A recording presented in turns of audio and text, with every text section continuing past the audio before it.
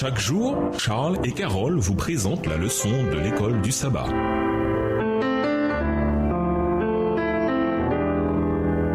Bienvenue à votre émission. Dieu nous parle. Voilà la leçon de mercredi. Tes morts vivront. Lisons Ésaïe 26, les versets 14 et 19. Quel est le contraste entre ceux qui périront définitivement, Ésaïe 26, verset 14, également Malachie 4, verset 1, et ceux qui recevront la vie éternelle, Ésaïe 26, verset 19. Ésaïe 26, versets 14 et 19.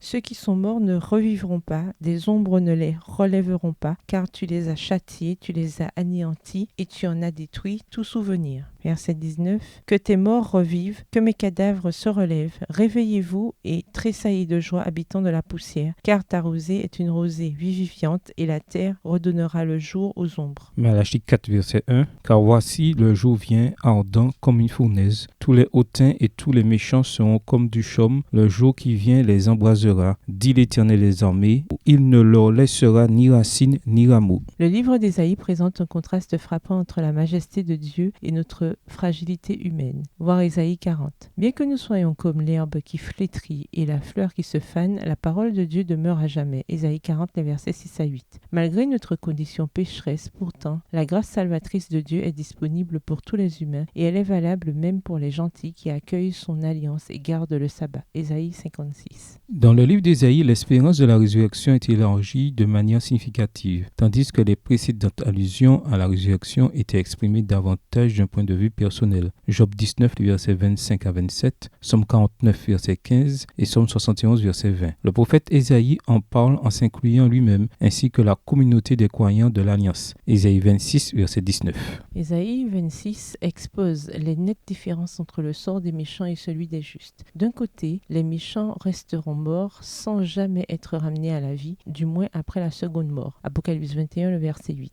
Ils seront complètement détruits et tous leurs souvenirs disparaîtront à jamais. Ésaïe 26, verset 14. Ce passage enseigne qu'il n'existe pas d'âme ou d'esprit qui survivrait après la mort. En parlant de la destruction finale des méchants, qui vient plus tard, le Seigneur a dit ailleurs que les méchants seront consumés et qu'ils ne laisseront ni racines ni rameaux. Malachie 3, le verset 19.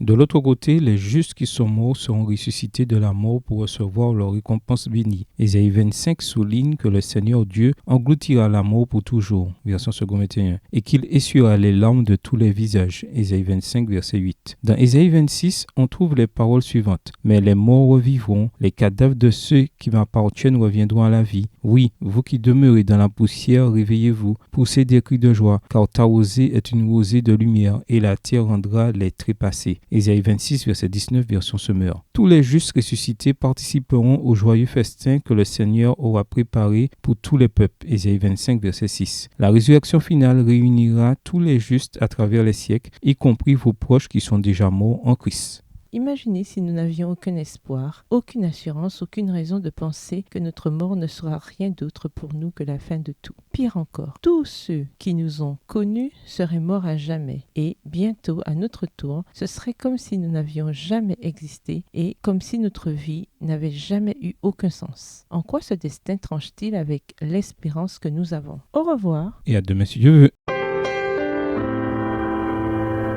Dieu nous parle. Chaque jour, Charles et Carole vous présentent la leçon de l'école du sabbat.